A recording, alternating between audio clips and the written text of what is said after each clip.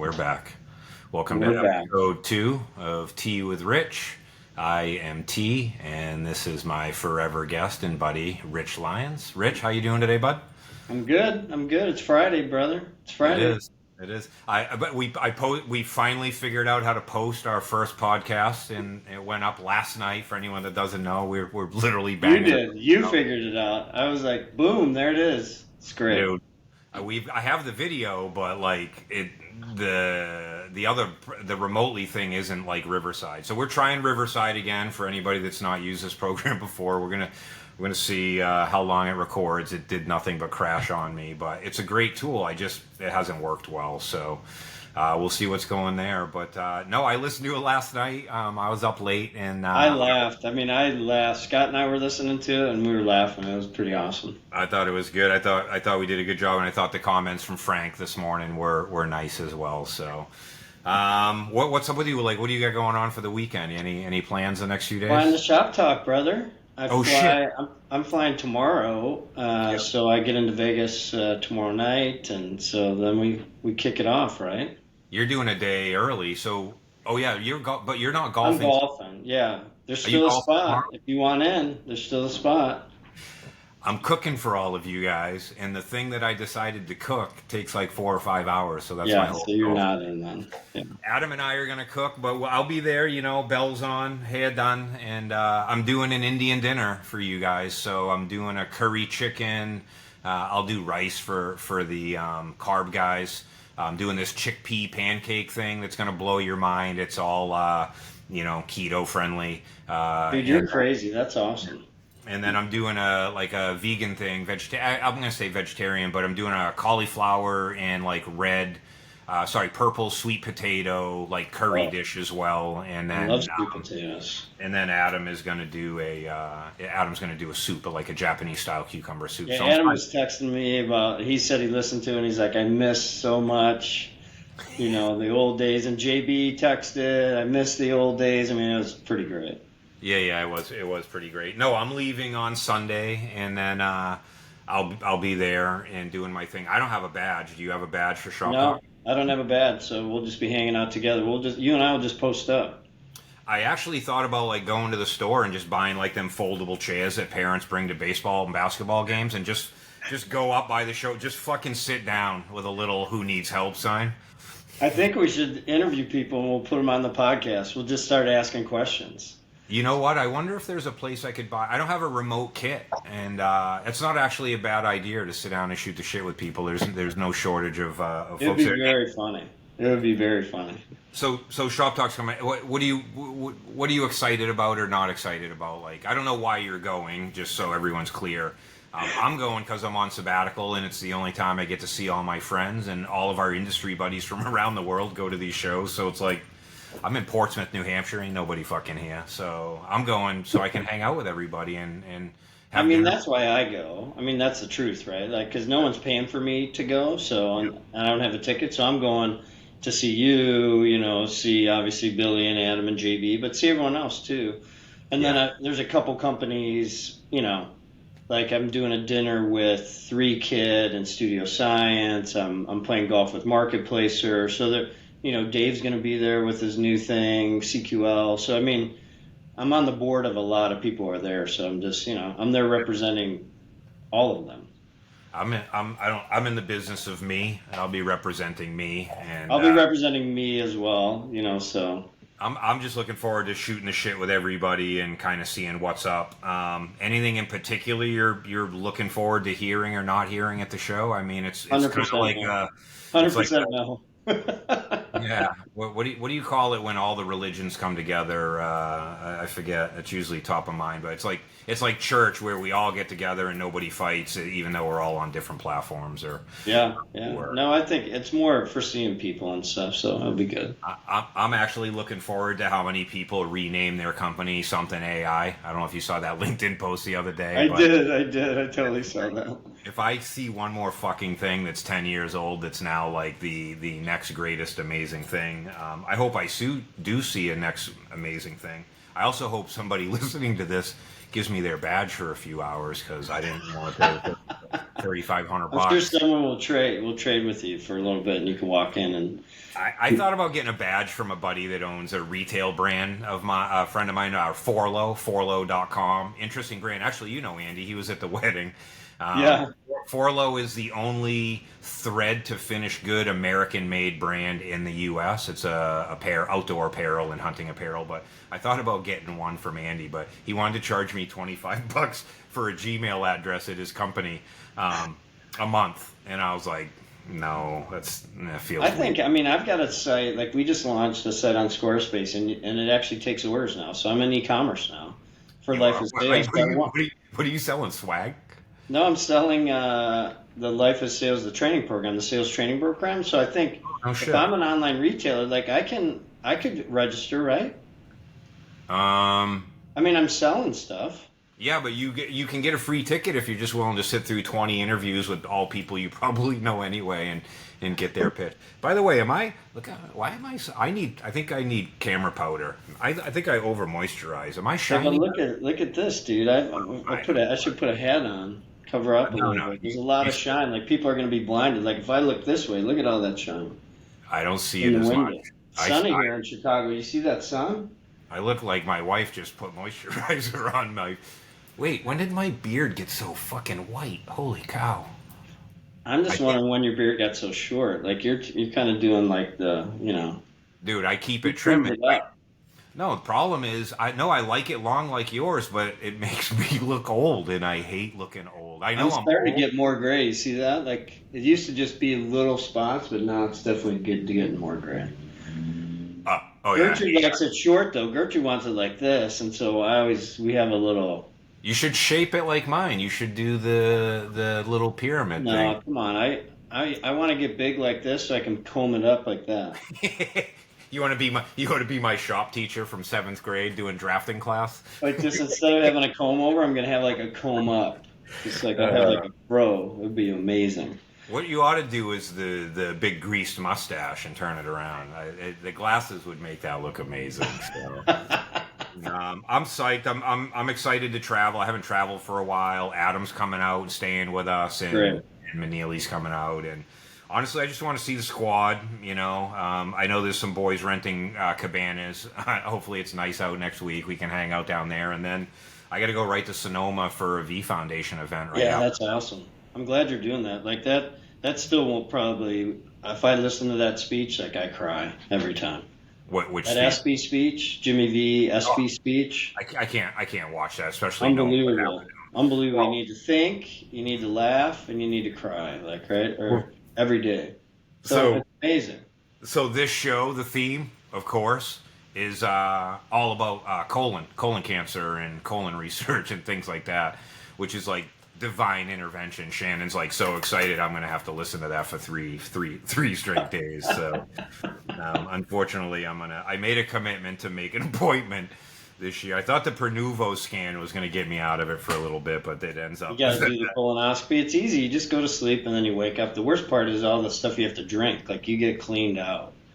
Yeah, I don't know what that means, but my understanding is you got to drink some weird gucky juice. You drink some stuff and it just literally cleans you out. Like you got to be close to a toilet.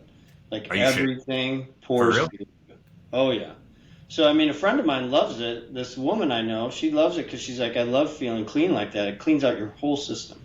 Yeah. Does it get all the like I don't know if you know, but most people have like a lot of buildup in their It gastro. tries to get that out as much as it can because then they want it to be clean. So when they go in there and look around, they see any polyps or stuff, then they can take it out. So they want it all clean. Yeah, I'm petrified. I did not know that's what the drink did. Yeah, when you start drinking, it's like seriously, you can't go anywhere. Like you got to be close to I a just- toilet. You'd be like, I gotta go. That just gave me anxiety. It's 2024. We don't have some other way of doing this. I mean, I guess not. Okay, all right. I promised her I would this year, and It's not bad. I'm telling you. You just take a little nap and then you wake up. All right. All right. Well, you heard it here. So anyway, the whole V Foundation theme this year in Sonoma is prostate cancer, which is That's great. an epidemic with men and women, sadly. So And they're finding it younger and younger. It used to be you go in your 50s and get looked at. Now the modern perspective is that they want you in there in 30s, mid 30s now. I don't know if Wow, you heard that, really? but I didn't even yeah, know yeah. that. Yeah, I waited For till I was 50.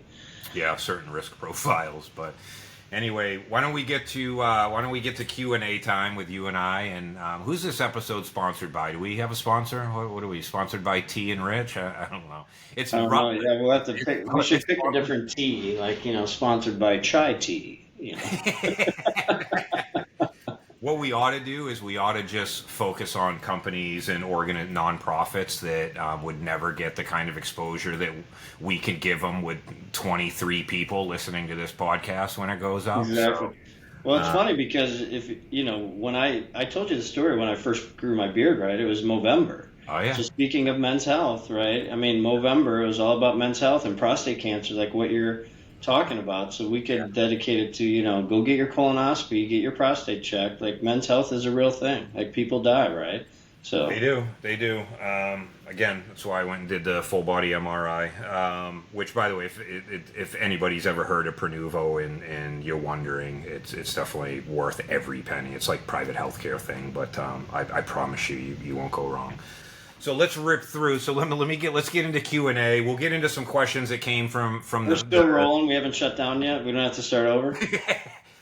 Dude, don't do that. So don't jinx it. Don't jinx it. We're 11 and a half minutes in, and my uploading, which I've never looked at, says I'm at 99%. So whatever I did, Something's working. We may have a winner, and this is going to look better because they'll have video and subtitles and shit like that. So let's see. I'm going to pull these questions. You don't get to pick. So all right, do you have one you want to pick? Do you have a question? No, you go ahead, and then I get one time where you have to answer first. But okay. I hold it in my pocket. I can decide. All right, let's see. What's your most cherished talent? My most cherished talent? Yeah. Like, what is a talent that you feel you have? And by the way, we can go a million ways here that is very meaningful and vital to kind of who you are as a person. Like, what kind of makes you you? I'm not talking like you're a great basketball player or a better golfer than me, because we all know. I can juggle. Let me think about that. Actually, I got my. I can juggle. Juggling is a good one. Yeah, juggling good for your brain. But anyways, let's go. I think it translates. I think your most cherished talent. No, I think I was gonna go. There's a couple different ways, and I don't know if it's a talent, right? But I do think one thing that I think has become a superpower, which I learned though, was to be aware of my own feelings.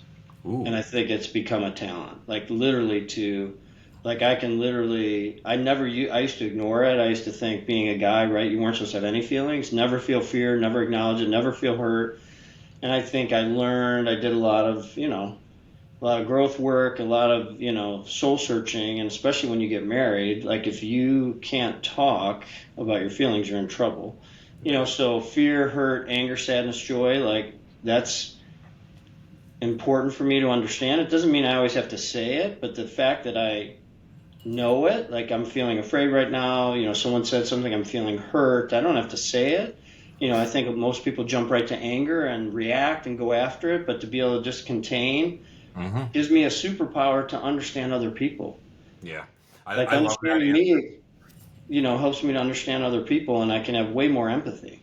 Yeah, I'll tell you, I love that. I don't have that. I get mad real quick, and then I shut down and compartmentalize. I mean, I'm weird. I go in two different directions. I can have empathy that's unheard of, and then I can be hurt and shut down real easily. And I haven't mastered the fulcrum of that just yet. I acknowledge that, but I would say so I love that answer, and that was kind of one of the things that drew me towards you, especially with your work with the Right Foundation and everything, and you credited a lot of that kind of personal it growth. Taught me a lot because I was that kind of athlete. Like you never tell someone you're hurt, never tell someone you're afraid. But then you have kids, and you're like, wait a second, I have these two young girls.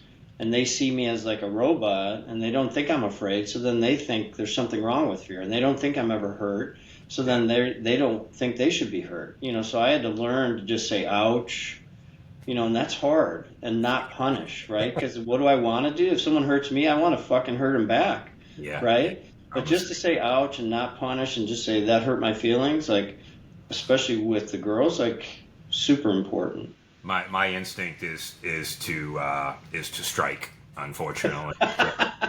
It used to be, I mean, and it doesn't mean I still don't do it. I mean, right? Like, I'm not perfect, and especially with Gertrude, like, that's the best one. If she hurts me, I want to hurt her back. But when I can just stop for a second, and just say, that hurt my feelings, and here's why. Because she doesn't understand. Everyone doesn't understand what gets you, right? And we all have, like, I'm a wounded bird. Like, I still have issues that I can hark back to 30, 40, 45, Yeah. 50 years ago when something was said or done to me that trigger bothers me just as much today as it did back then. And it is, there's a lot, that's weird shit that I don't really share. I'm sure at some point you'll draw it out of me, but I think, and it's funny when you talk about kids because, my kids have seen me cry more than anybody else in my life, or everybody combined, and then Shannon's a close second there, but a country mile away. I think for me, when I think about what my most cherished talent is, and it took a while to learn this. It's my ability to compartmentalize my time and focus with maximum intensity on whatever I'm doing or whatever I need to do at the moment. So when my kids were young, I don't know if anybody knows, but my twins were 24 weekers. That's basically a fancy way of saying they were born 4 months early. And Wow. I needed to be all in on that. And, thankfully I had Eric and Pixel and a little bit more flexibility. But I'd say my ability to be resilient in hellfire, but still ultra focused, whether that's on my kids and for my kids and with my kids, they're 18 and 20 now, or my friends, right? You've seen me at shows, and like, I'm a maniac, but I'm a maniac in a very, engineered way, right? I try and create an environment where you guys are free to enjoy yourself as much or as little as you want, and I make sure you get home safely. But anything in between there is out of control. And then also with work, right? So I think, again, back to my most cherished power is my ability to almost compartmentalize where I put my focus and shut it down. Like, I can shut my work thing down and immediately pivot to my kids, and I can shut the friends thing down and immediately pivot to life, right? Because again, I do stuff. And I did the math, by the way. I think I said on the first episode it was 358 days, and I think it was actually 387 or 88 days that I've been married. Sorry, 500. I've been off by a lot on stuff. 588. But I think that's good. I love your answer, and again, your answer is kind of one of those things that, I aspire to be a little bit more like. So let's pick another one out of here, and then we'll get into questions from the Horde. The Horde. Oh, no, we kind of covered that. I'm going to go to one of your questions. What do you miss most about LCG? That was kind of easy. I mean, the people. Yeah. I mean, I'm a people person. You and I talked about it. I loved going in the office. I mean, I don't know if you were ever in our last office in the Civic Opera Building in Chicago. Like we had no offices, right? No doors. So I sat right in the middle. I was in a cube, like right in the middle of everything, and I loved it, man. I loved it. I loved watching people walk in. I loved watching people walk by. Yeah. I loved talking to people. I love just, and that's why, this is a bit of an aside, but that's why this whole don't go in the office now and everything's on Zoom. Like, how do you have that conversation with someone who you'd never be on a Zoom call with? You don't. It's not. When I'm walking to go get water, I can be like, hey, how's your wife doing? How's your husband doing? How are your kids? Just shoot the shit, right? And I value that, and I miss that, right? Like you asked me, why am I going to the show? because I miss people. I don't like being alone. I love people. I loved my culture. I loved my people, Love and I that. love just talking to them. And so that's definitely, I think, having a place to go. Like I remember you told the story about your last day. I think you wrote it on LinkedIn. Yeah, yeah. I And cried. just I cried. having that place to go Yeah, and I see people. my last day in the office. So the post that I wrote of my moving on, which by the way I think I probably wrote that 100 times. I It was a actually beautiful post, by the way. I mean, I felt it and I wanted to cry because I remember it. I appreciate it, and it was hard for me because I'd been there. It was 29 and a half, 29 and three quarters years, and my last day, it was just like my first day, right? Eric was on the road. I'm in the office by myself, except, this last day, there's 500 of us, and, you can't get anybody to come in the office. We had a few people coming and going. I went to work because I needed the distraction. I want to shoot the shit with people. I'm like, I don't know. Who wants to fucking gossip? I need some gossip. I need some tea. So I like your answer because I had a door on my office, but that's because I'm loud and I swear too much and it offends people. But and it's funny when my office was actually set up like a living room, not an office. But the thing I miss most about Pixel, and I've been actually out in a way longer than my post suggested. I actually waited out of respect for everybody to kind of settle in, but I miss. This is going to sound weird. I miss the problem solving. I Hmm. miss I miss being sought after and relied on, not just for professional stuff, but for like personal stuff. Like I miss the one-on-one conversations. I Right. miss the random calls to clients. Now I can call them all, of course, because I have their numbers and their friends. But I miss not being needed all the time. Yeah, no, I totally get that. I totally get that. It's weird. Like I miss it. Like I'm waiting for my staff, the leadership staff that is in charge now, to like reach out and want to like talk to me randomly because I miss all of that, and I miss the problem solving and thinking off my feet. The thing is, I just got off an hour call that I just did for a friend of mine that's consulting for a footwear company in the West Coast that wants to do some B2B and B2B2C stuff. So I literally just was on a call for an hour, like doing what I do. And what's funny is they were like, "So why is he? What's he calling in for? Doesn't he like want to make money or do the thing or just shovel it over to his friend?" And she's like, "No, he don't. He don't need the money. He don't need the headache. He just wants to make sure we make good decisions." And I I mean, so I I love literally, what you're saying though, because it's like, don't we all want to be valued and want to be needed? I mean, and well, try to make a difference, right? I mean, dude, that isn't that the central theme to marriage? Like, isn't that how marriages break down? Is that feeling of not being needed and wanted and appreciated? I mean, isn't appreciation and care and kind of this symbiotic reliance on each other, not for nefarious reasons, but for yeah, for for for, for partnership reasons? Like, you totally. know, it's an interesting crossover. I didn't think I was going to go there with that. We'll have to time mark this. That's 23 minutes in. I got all wisdomy. So I love it. I I love it. love that, and I love that you miss the people. I said in one of the other episodes or one of the other 17 takes we did that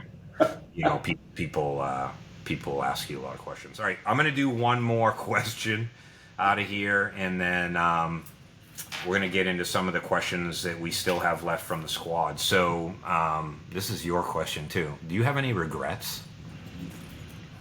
Golly. Now, are you thinking business or life, or you don't care? Dude, dude, I don't care. We're gonna I mean, we're if gonna you want, see both I'll sides go of deep. this. I'll go deep on kind of this one. I mean, it's funny. Yeah, I think, gosh, it kind of goes a little bit both ways, but when I think back to, like, my father passed away when he was 63. So I'm 50. I'll be 59 this year. I mean, he's very young, right? He had me when he was 23. My mom was 21, so very young. But I do think I have some regrets, in that relationship with my dad that I maybe would do over. I mean, I chased him. I mean, this is going deep. I don't know if you thought I was going to go here, but my parents divorced when I was in high school. My dad moved out. He got remarried. He went to Florida. And he kind of would say it was hard for us to get together because it was too painful to leave, which is kind of a lame father excuse. We're kind of going deep here. But I think I probably came to value him more after he passed. And I think there's probably a regret that I would, probably thank him for more because, it's funny, I have a heart on today because my dad was the one that had the heart, right? He carried his heart on his sleeve. I mean, you knew where he stood. He loved his customers. Sometimes, he had a consulting, accounting business, his own business, and a lot of people wouldn't be able to pay him, so we would go have dinner at the Italian restaurant, and they couldn't pay him, but we'd have dinner there, and it didn't help his business. So if you thought about like my dad, like he's a failure, right? If you think about business, like his business failed, things didn't work out, but I just don't think he was a failure in life, right? Because he cared about people, he loved people, he tried hard, and maybe he wasn't a good business person, but gosh, how could you say you're a failure if you care about people and you're trying to help people? So I think the regret would have been valuing him and telling him, I'm happy I have his heart. I'm happy I have his caring, and I don't think he heard that from me. That's amazing, and I think it's pretty safe to say we're going to ski all sides of the mountain that is you and I here. So and I think that you made an interesting statement at the end about is business failure a failure, and I think that there's too much dependence on is it black or is it white. I do have a question for you. How old were you when your dad passed? Well, let's see. If he was 63, then I was 40. Yeah, that's tough. Not a funny story. So I'll get to my regret. I'm gonna get on the personal kind of gnarly side too because I think it's an important message for people. But my father, I don't know if you knew, but my father, like you heard the podcast with Bishoy where basically kind of kidnapped me and had custody. Yeah. So for my 9th birthday, he told me my present was going to be when I got out of school, we got to go live together. And I was finally not going to be with a babysitter. I was going to live with him full time. At the time, you don't know that, you don't really know what's going on. You're 9, smart as sure. And then by 11, it was actually September of 81, he had gotten back with an ex-girlfriend who didn't want to raise another son. She'd just raised 2 kids and convinced my father to get rid of me and put me up for foster care. And no way. Like at 11 years old, literally kicked me out and put me into the system. And luckily the state called my mom and said, hey, who I didn't know, and said, hey, like your kid's about to get put into the system. And he didn't even have the courage to drive me to the city line to meet my mother. He had a police car pick me up at the apartment complex. I'm 11, right? Drive me to the line where I got in another police car from another city, and then got out and got into the car that was my mother and my stepfather and my baby brother, who I can't talk about. So anyway, he's still alive, and we ran into about 10 years ago through the power of Facebook, and I haven't given him a moment of my time. I tried to invite him back in, and all he wanted to do was borrow money and drink and smoke butts. And I told him I already had an ex-wife that takes my money and smokes and drinks. I didn't need another one. So yeah, those are other stories. But my dad borrowed money from me, didn't pay me back, asked to borrow more money. So we had some issues. I mean, he was an alcoholic. Yeah, mine is and, as well. And he was a binge drinker, so you wouldn't think it, right? Because he didn't drink all the time, but when he drank, like he was going hard, right? And that's how I was. That's why I stopped drinking. Like I drank to forget, But those are other stories we can get into.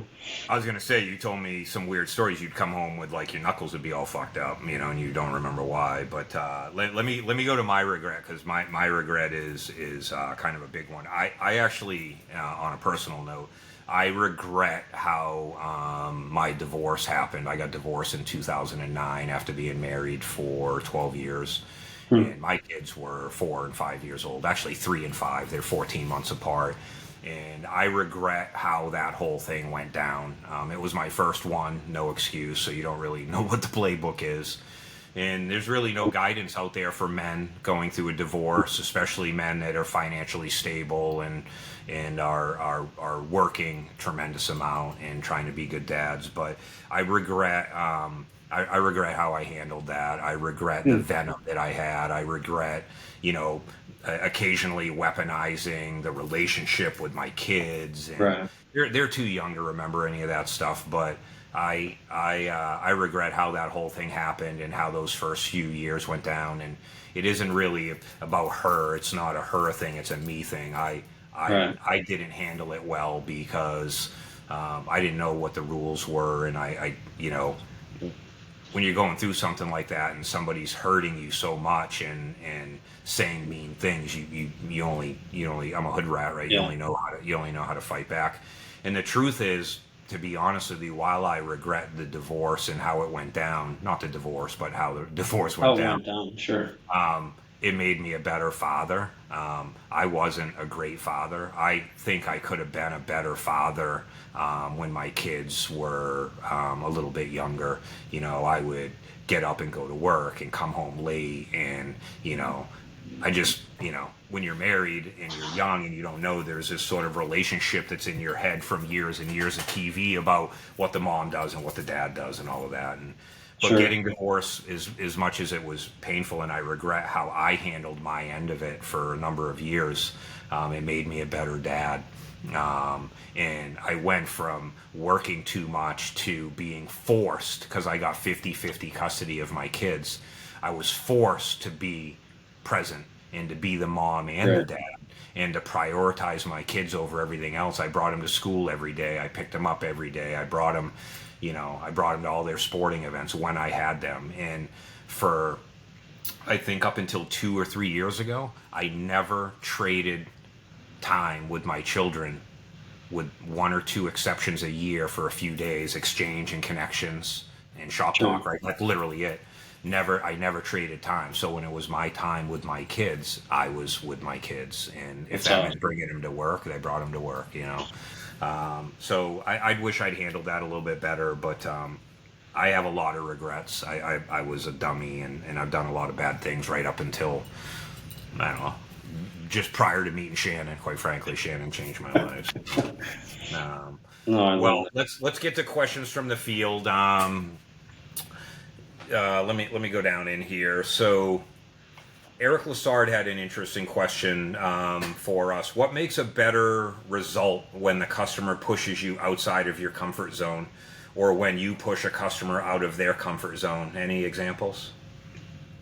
My knee jerk um, would be when we would push a customer outside of their out of their comfort zone.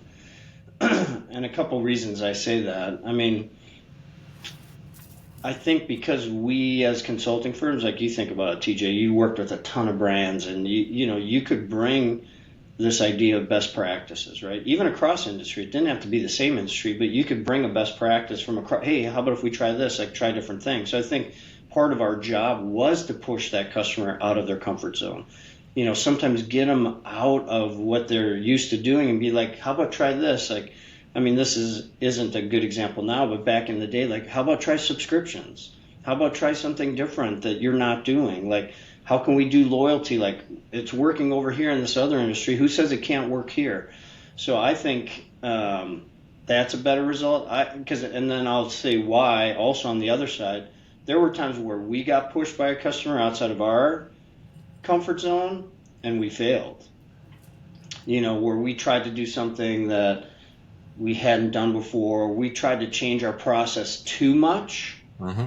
Do you know what I mean? Like we have a process, we know how to be successful implementing, let's just say implementing demand where we have a process and we have wireframes and we know how to do it. And when they're saying like, well, let's change this up and let's do this, and we got a little bit out over our skis, and then things kind of got fucked up, right? And it didn't work. And there's kind of a bend but don't break. So I'm not saying be inflexible, but when we got pushed too far outside, it didn't work well for us. Yeah. I love that perspective. Honestly, I'm just the opposite of literally the polar opposite. And again, just back to the question was what makes for a better result when customers push you outside your zone or when you push a customer and any examples. I think that when we go in to do an engagement, it's our expectation that we're going to kind of push them around and I love that you brought up the multiple industry experience because I can't stand people that only have ever done one thing their entire life. Right. It's not the people. I can't stand the mindset of I've only done this and therefore my entire encyclopedia of knowledge is in this area. I I You're have very siloed, right? Like yeah. I have ADHD, right? Like mixed type. And what I thrived on owning an agency was that I got to dive headlong. Think about this. I started an agency with a buddy to create a career for myself where I could explore to a depth of my choosing 1,000 different brands over 3 decades. Like Amazing. imagine a lot of people don't know. We did the very first Sonos UI and desktop interface and application and icons. They used to be called Rincon, Rob Lamborn. And but the expectation is, I think, as an agency for us to push them around, and not Sonos in particular, because that was literally when they first came out. It was probably 15, 16 years ago, predates Demandware. But I think where we got the best high, if you will, and the most excitement is when clients pushed us, and there was almost this symbiotic kind of method of like, okay, you haven't done it before. You want me to figure out how to do it. How do we figure out how to do this together? And a good example is Dave Finnegan and John Katonis on Orvis. This was a COVID engagement that we did, and they're very involved humans, and they were very mature. They had a very mature business. They were doing enormous amounts of revenue comparatively to things that we had been engaged with.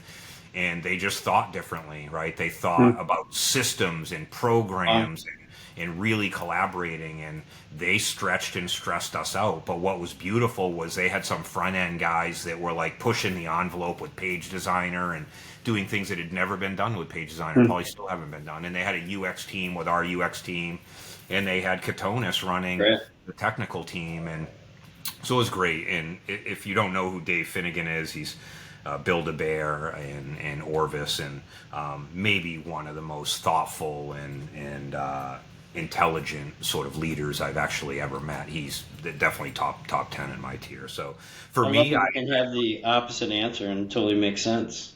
yeah, for me it was like I thought the every brand's expectation is I'm gonna come in and like do a dance and like magic's there's gonna be an epiphany that I'm gonna drop in a meeting. Just speaking of myself, and that's just the expectation. But when they have an epiphany and they're like, well, hey, and I'm like, fuck, what a horrifyingly brilliant concept that is. Let me go home and lose sleep over the weekend and jot some notes down randomly at 3 Come a.m. back to you on that. Yeah. Oh my god! And by the way, that's happened to me. So no, I love that. So and that was Eric Lassard. So I think that's a pretty interesting thing. Let's move over to Rick Kenny here. So Rick is asking, give an example of something, preferably during your earlier days, when you gave up on something or declined something, and why or how you decide. So what is something in the early days that you either gave up on or declined, and how and why did we decide that? I mean, there's some different answers, different ways to go through this, but we talked a little bit yesterday about the bank crash, right? The 08, 09, when all that shit Yeah. happened, right? Your 2008 story makes me want to fucking cry every time. Like a lot of people, like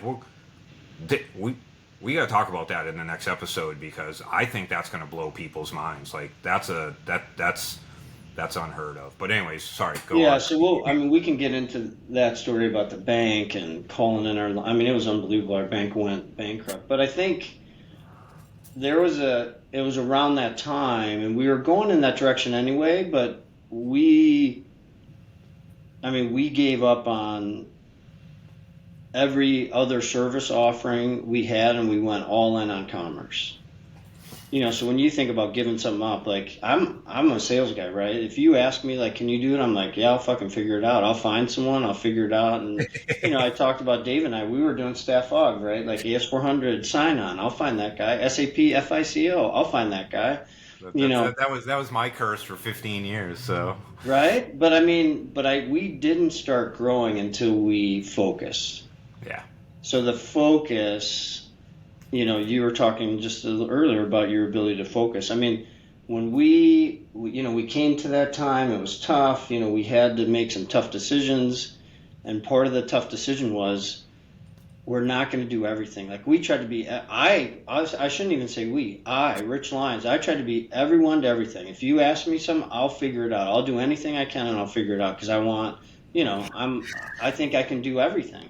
So we came to the point, what did we, give up on? We gave up on everything else. We gave up on infrastructure work. We gave up on SAP work. We gave up on staff aug work. We gave up on everything and said, we're only doing commerce. We're going to be a digital agency. So then when people would call me and say, hey, can you do SharePoint? Like you guys did that SharePoint project? I'd have to say, no, we don't do that anymore. We only do commerce. And it was super hard to do it, but I'm telling you, it made a huge difference in so many ways. One, people knew where to put us then. Because before, people would be like, what are you good at? And I'd be like, I'm good at everything. No. What are you good at?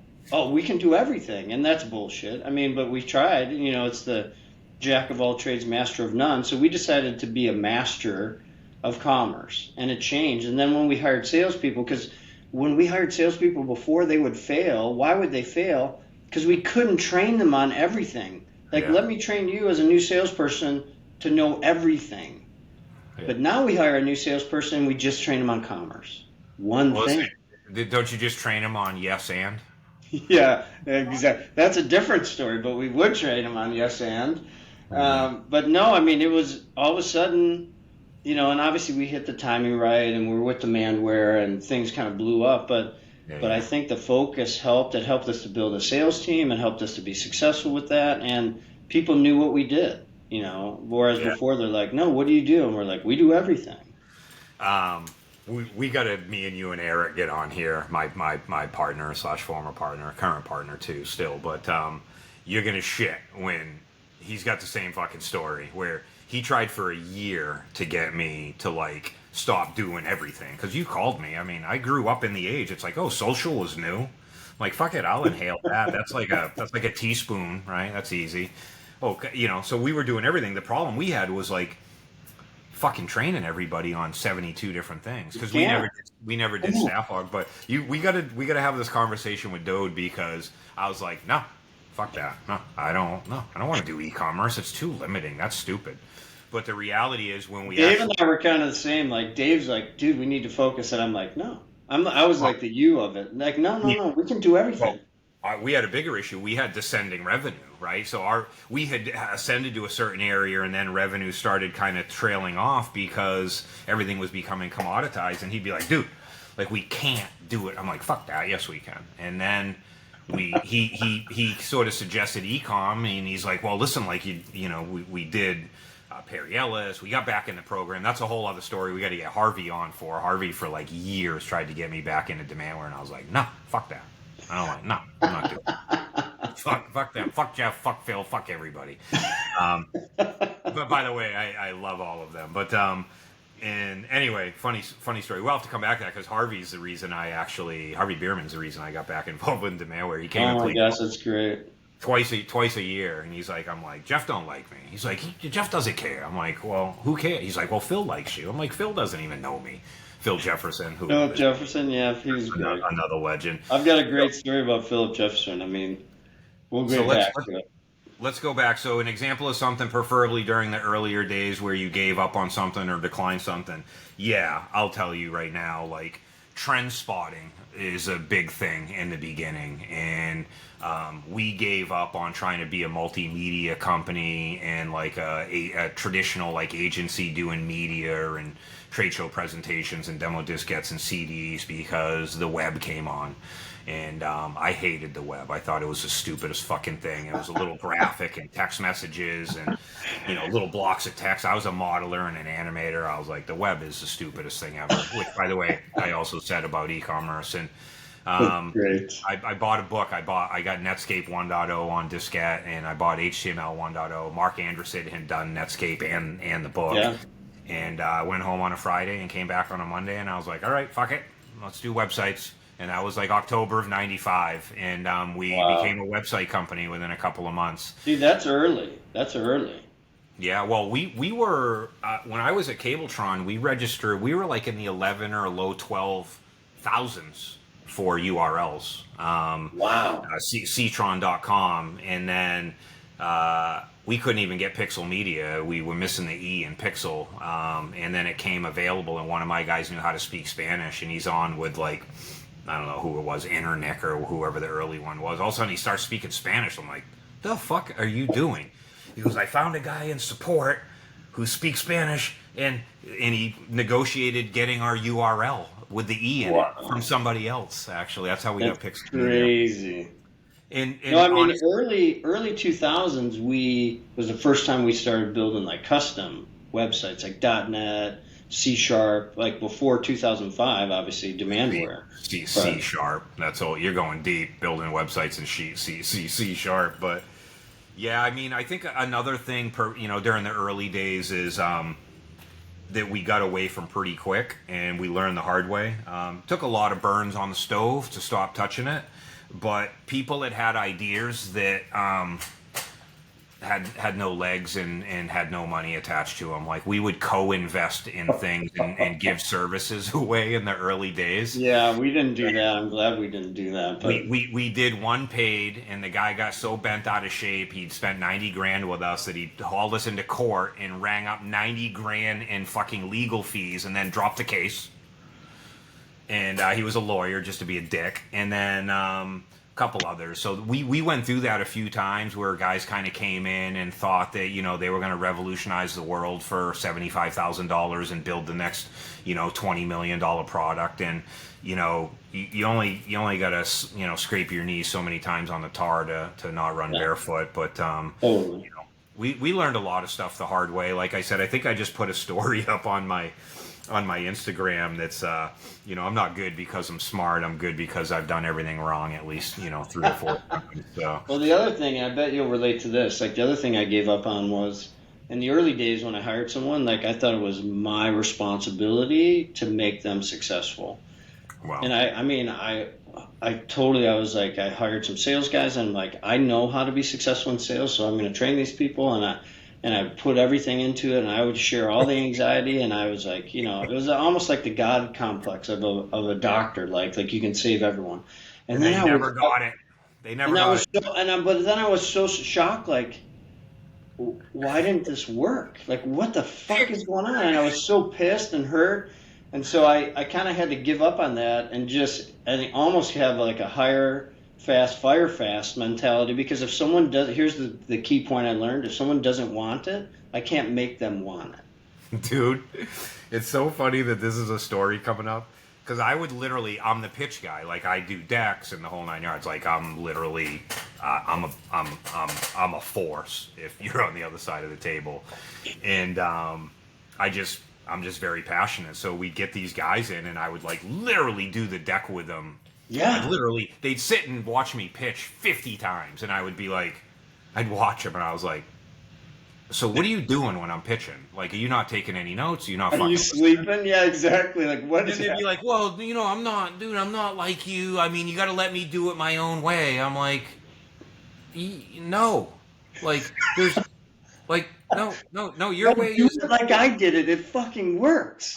I'm like, I close the most deals in a fucking 10th of the time. Well, you're the owner. I'm like, fuck the owner thing. It's not because I'm an owner. It's because I care and I know what I'm doing and I have empathy and like, well, just like this dialogue, right? And I'm like, holy fuck.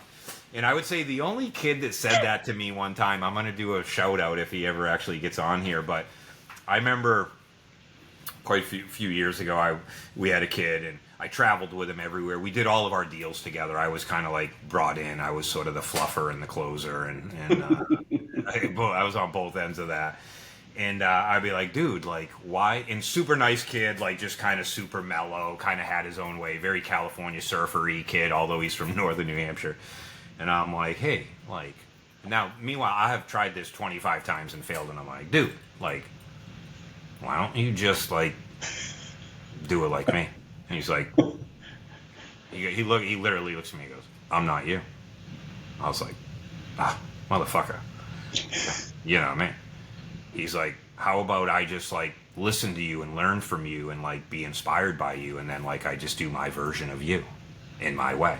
And I was like, what do you say? Like, you're like, fuck, that's a great idea. And that's Chris Dow, actually. Chris went on to he left to go to DEG and Merkle, and now he's over working with the Tomorrow guys. I think they're called Domain now, formerly known as Tomorrow. But that was Chris, and Chris came in to support working with us for pennies, based on the talent to pay ratio was way off. He was a 10 on talent and a 3 on pay, and he left 10 years later. He was an animal, so good kid. But he was the first one to be honest with me and just say, "Dude, I'm not you." I was like, motherfucker. Because if you come at me with honesty, I'm like, you disarm me right away. If you come at me all bristly, I'm a dick. But anyway, that was pretty funny. So that was Rick Kenny's question. Rick, I hope you got something valuable out of that. I feel like maybe we just babbled a little bit, but we did, but it's okay. That's why we're here. Rich, we're like 50, 51. Let's do like a rando thing. Like, what do you want to know? What have I not asked that you would like to ask, or you thought I might ask? Why don't you go and you want me to ask you? Don't look at the list. Yeah. Oh, I already did look at the list, and I already know what I'm going to ask. Are you shitting me? And you're not going to like it either. Oh, you know what I'm going to say. Can we bet on it? Can I write the number? Is it no, from I your I bet you 100%. Well, you could say the question right now. I'm going to ask you. Oh, you want to know what my purpose in life is? No, but that was a close one. Oh, I'm going right to how did becoming a father change you? Oh, that's my question. Yeah, but I love that question. We talked about that question. Ooh, that's a doozy. Right? It's a great question, though. Yeah. So becoming a parent, let's be non-denominational here. That's what I was looking for in the beginning about Shoptalk. It's all not. It's like a giant non-denominational gathering. Oh yeah. Yep. Or an all denominations. Yeah. Denominations. I already forgot the word. How did becoming a parent change me? Oh fuck, dude. That's probably 20 minutes. First off, we could do part 1 and part 2 of it. How about that? Yeah, I'll tell you that first off, as a leader, I didn't have a full appreciation for what it meant to be a parent. And I kind of had a bad look at it, kind of like we talked about work-life balance in the last episode at the end.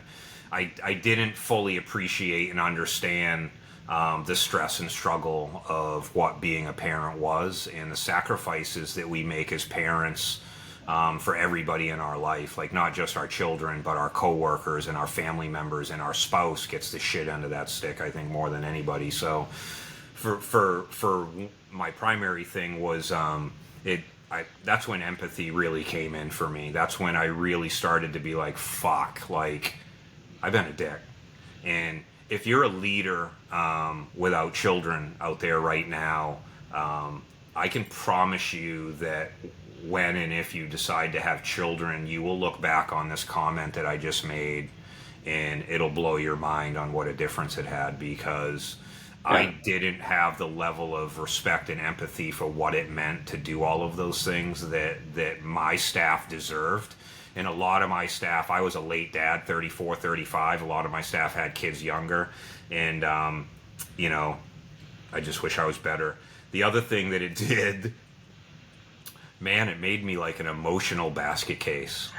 Like, I fucking cried so much. You got to remember, I had 24 weekers, right? So 24 weekers, the survival rate for kids that gestation is 50-50. So I'm in a hospital, right? I'm in the NICU. I spent a year going in the NICU. My kids were in the hospital for 6 months after they were born, and I worked. Like, I was out for a few weeks in the beginning, but I would go to work for a couple of days, drive to the hospital, which is 2 hours away. Go to work, drive to the hospital, and I became such an emotional basket case because I had been so stressed out and so worn down, and I had spent a lifetime trying to be tough and trying to be strong and that stereotypical male, which thank God we're finally breaking that down where you can't show anything, right? Right. And it made me a noodle, and the outcome of that was that it made me just a better human, right? Like, Yeah. I never cried at work. Like, no one in my office has ever seen me cry, but I've cried after work. I've cried before work. I mean, I did cry in my office on my last day, a I lot. love that. So I walked all the way out filming, and I was fucking bawling, sobbing the whole time. And then I cried when I got home. I can't. I'm not. I'm trying to do my best not to cry right now. So that was a big thing, respect for what it meant to be a parent, and there isn't enough respect for that, but it's got to be balanced with the work-life balance. Being a parent doesn't mean you get to fuck off and not do the shit that you need to do professionally, right? Totally. And it just made me very soft and took all the rough edges off in the best way. It also forced me to be ruthless with containing my emotions and how I prioritize my time. When I was with my kids, I was with my kids. Do not bother me. When I was at work, like, I swear to God, remember I had 50-50 of my children after my divorce. I was 100% red line at work, Right. 100% dedicated with my kids, 100% maniac on the road, right? Like, I only had one gear. That gear is like fucking red line. And it made me a better professional, to be honest with you. I actually was able to get more done in less time by compartmentalizing that Love stuff.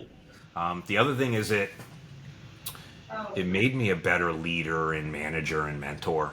I know that's weird, but I will tell you right now that there's nothing more stressful and challenging in life than talking to a 9-year-old, 43-pound version of yourself and trying to get them to do shit and understand shit that I remember being their age and neither understanding, doing, or caring about. So it actually changed me and shaped me a little bit more. And I gave a lot of credit to Eric when we were talking about this before. Right.